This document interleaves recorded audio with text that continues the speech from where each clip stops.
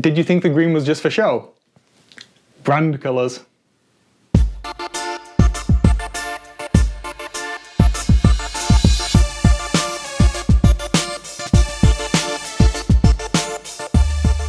Hi guys, and welcome back to another Forge of Solus Paints. This week I'm going to be doing another collab. Not just with one other person, but with 6. That's right, there's 7 of us.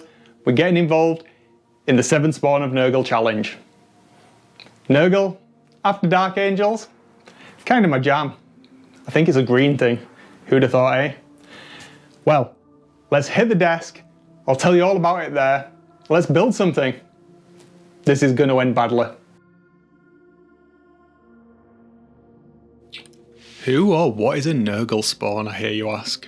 Well, let me answer those questions for you. Firstly, who's Nurgle? Nurgle's one of those gods that lives in the fictitious worlds that we play in Age of Sigmar and 40k. He exists in both of them. He's most associated with entropy, decay, rot, disease. Some people might even argue life, representing the whole circle of life perhaps. Who knows?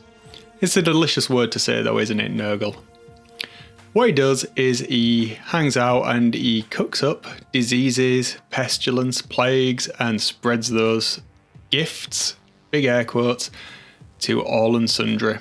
And as you might expect then, a Nurgle spawn is someone, something, or nothing that's grown from one of those gifts. Happy to wander the universe, spreading plague and pestilence, and imbuing all they come across with grandfather's gifts, like some type of rotting, pus-filled Santa. The forms that they take are many and varied, from swarms of disease-ridden insects to giant pus-filled sacks akin to something out of a Lovecraftian horror. And that's where we're going to start. Let's hit the drawing board and come up with some ideas of how we might tackle this.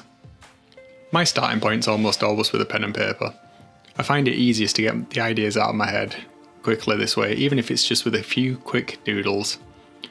Over the course of an afternoon, I came up with a few ideas, starting off with a worm-like creature. I wasn't really feeling that though.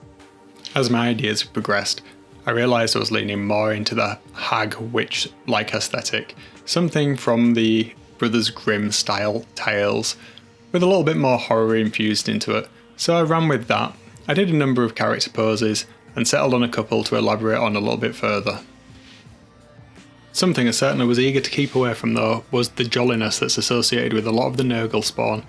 Yeah, it's fun, but it doesn't really fit in with my vision of the grim darkness and what Nurgle is. I can see it's got its place, but certainly not here. Since this is my creation, I wanted to explore something a little bit more terrifying and horrific, so I ran with that idea. I ended up being happy with this concept. It was clearly inspired by some of the earlier pieces, with a few things carrying over from each of those. From the skin flaps to the teeth. It all kind of worked together and it was a natural evolution.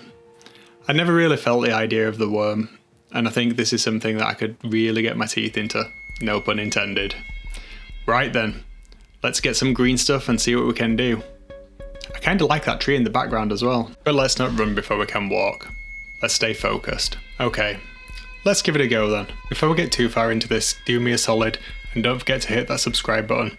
Turns out 86% of the people watching these videos aren't subscribed. It really does help. The first thing I needed to do was to come up with some type of armature. The obvious thing to use was some paper clips since I have an abundance of these laying around for pinning minis while I'm painting. It's easy enough to work with, and it really helped me get into kind of the groove of what I'd drawn. Putting together the basic pose so that I had something to work over the top of. You don't want to use too much material. Now, I used a mixture of twisting the wire together and gluing it, and then to pad things out, I wrapped the entire thing in some tin foil just to kind of get the basic shapes of what I was looking for. I wasn't looking for detail at this point, but it seemed a good idea so that I wasn't using an excess of material. I also cheated a little bit. Since this really is my first time at sculpting anything, the hardest part I thought was going to be the face. Now that's going to be the focal point, just like on any miniature. So I opted to use some of the bits from the Citadel Skulls kit for this. I was going to work over the top of it anyway, and my plan was to just use it as a foundation, but I I came up with a couple of bits that really worked and kind of fit the look I was going for. So I thought that would be a good starting point. Once I was happy with the armature and the pose, it was time to get some bulk onto the model. First thing I used was some white milliput. There's no real reason to why I used this particular product, I just had some laying around, and it seemed since it was going to get covered up anyway, it was as good a thing as any. The first thing that I did do was just to attach a couple of little bits to the underside of the skull and get the lower jaw on. Now these two parts aren't meant to go together, but no worries, I'd fix that later. Right, so getting some bulk onto the actual armature, I just rolled some thin pieces of milliput out and started to add it. All I'm really trying to do at this stage is build up some volumes, give myself the impression of where the parts are going to go. Now this did take longer than I thought it was going to take me, and I did it over the course of multiple sessions. From my understanding, it's better to work in layers while you're sculpting rather than trying to do it in one big clump.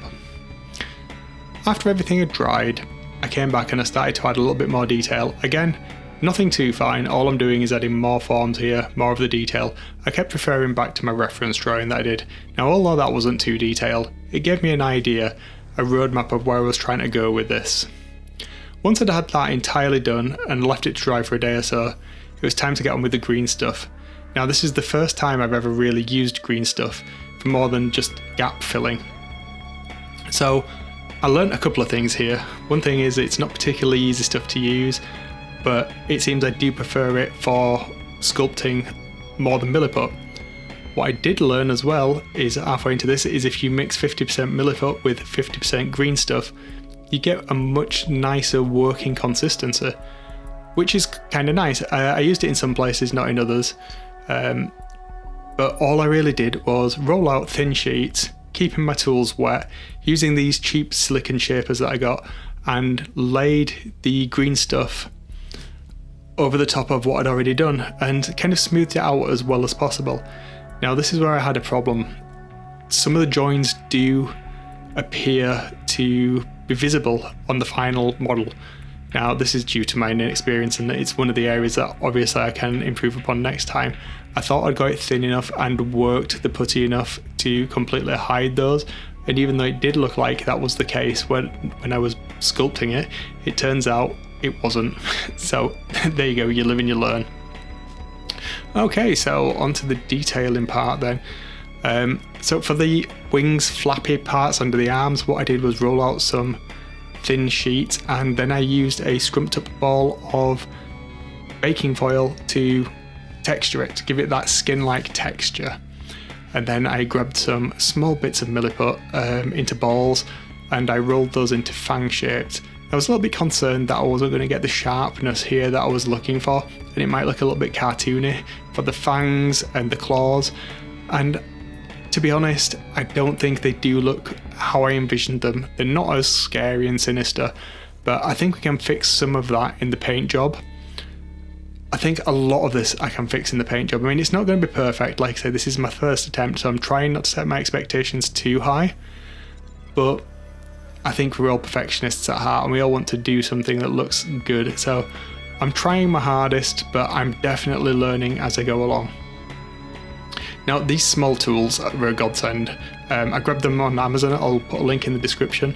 The various silicone shapers, I think I spent about £15 on tools. Now some of these I already had kicking around and they really did work well. Just for adding small details. Now the various colours of these silicone shapers, various hardnesses, I didn't realise that at first. So the white ones are really soft, the black ones are quite hard. Did not know that going into this. It would have been useful if I'd have done a little bit more research, but I did jump headlong into this. Now, I got to this point and I was thinking it's not Nurgle enough. It needs more Nurgle references. And one thing that I associate with Nurgle, I think everybody does, is those 3 boils. So I started to cover the body in a lot of those little boils.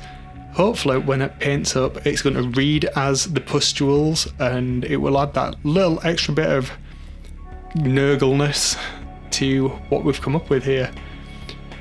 Unfortunately, I didn't, for whatever reason, record myself sculpting the hair on here, but what I did find at this point is I'd watched a couple of other people's videos that are actually doing this challenge, and I found using a toothpick for hair was the way to go, and yeah, it makes a huge difference. It was much easier to use the toothpick for doing this detail rather than using the silicone shaper tools. So I can't remember which video that was in, but whoever it was, thank you very much for that tip. It was fantastic.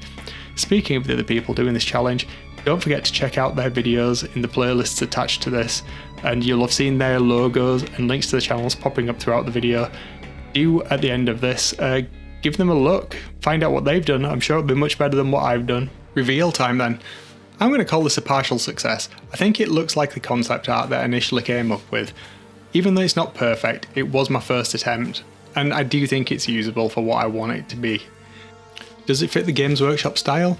Absolutely not. And in that way, it's a total success. It fits my style. I enjoyed doing it, and that's the important thing. Now, like with anything that's first attempt, you're only going to get better as you try more, and that is something that I want to do, and it's certainly something that I'm considering doing again in the future. Maybe not entirely from scratch, but I'm certainly not as scared of sculpting as I was. Well guys, there you go. My first attempt at properly sculpting something from scratch. Not entirely sure I managed to pull it off, but my days was it fun. I'm so eager to find out what everybody else has put together, and I can't wait to see their videos. Don't forget to check them out in the playlist that I've attached to this. There's probably a link up there. There's going to be links everywhere, definitely in the description.